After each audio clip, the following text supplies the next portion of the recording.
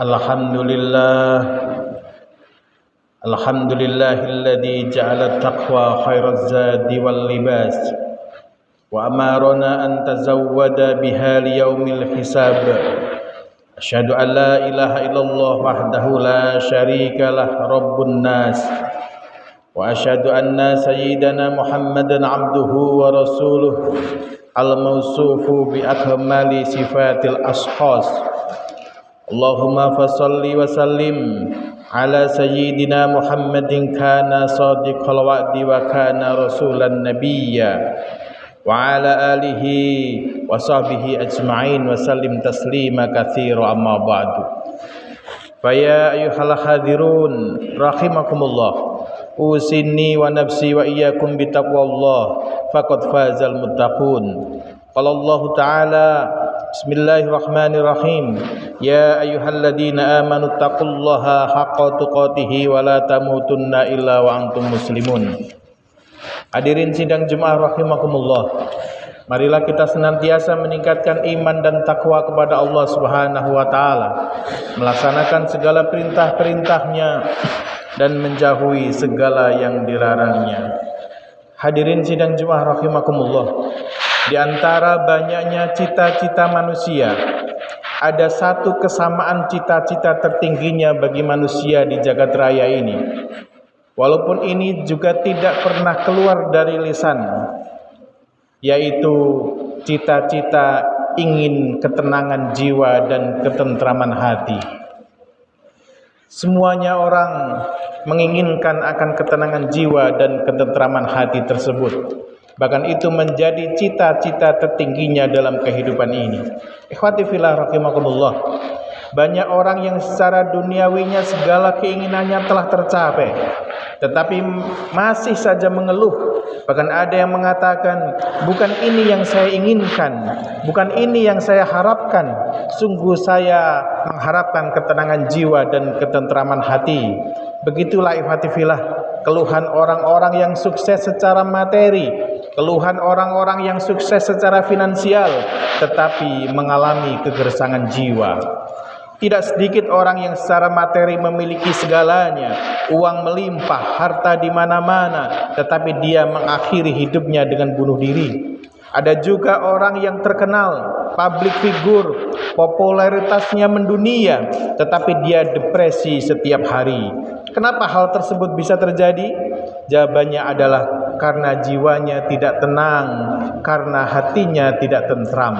Jadi apapun yang ia miliki secara materi tidak akan menolong dirinya dalam menggapai ketenangan hidup.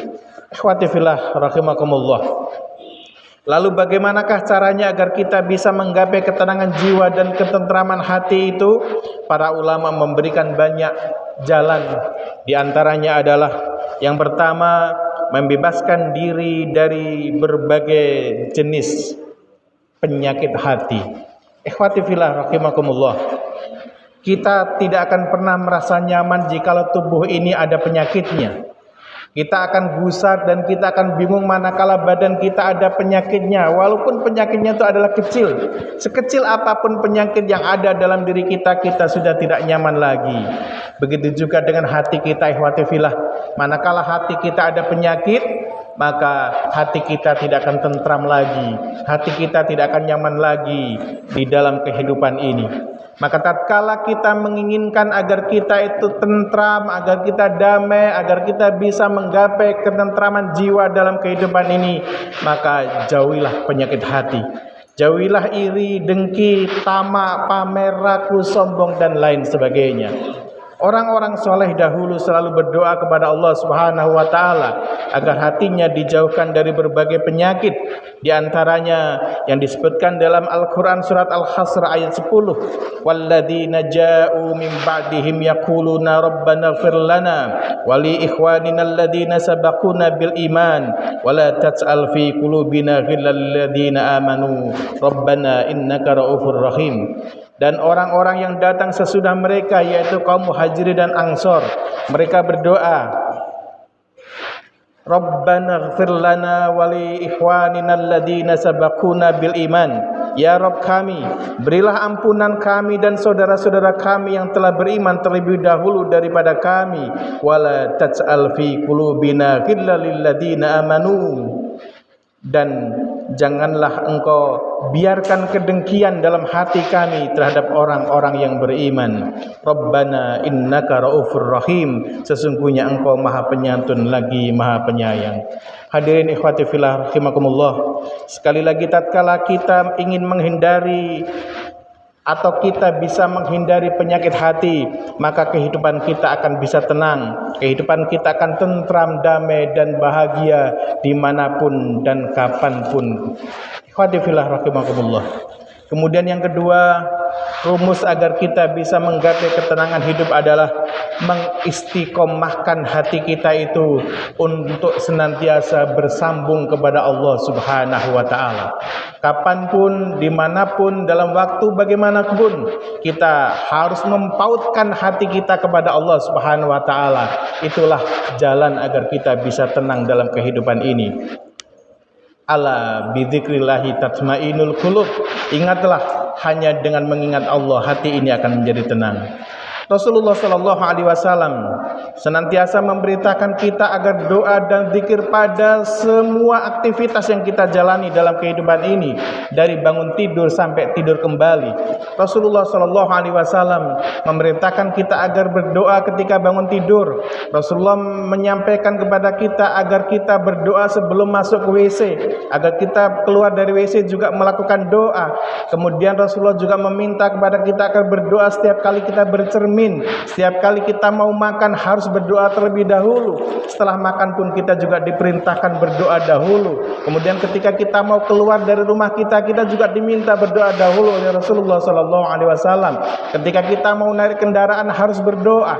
Ketika kita masuk ke pasar harus berdoa. Masuk ke dalam masjid juga harus berdoa. Keluar dari masjid juga disuruh berdoa. Begitulah ajaran Rasulullah sallallahu alaihi wasallam yang sering kita sebut dengan doa-doa masnunah atau doa-doa harian.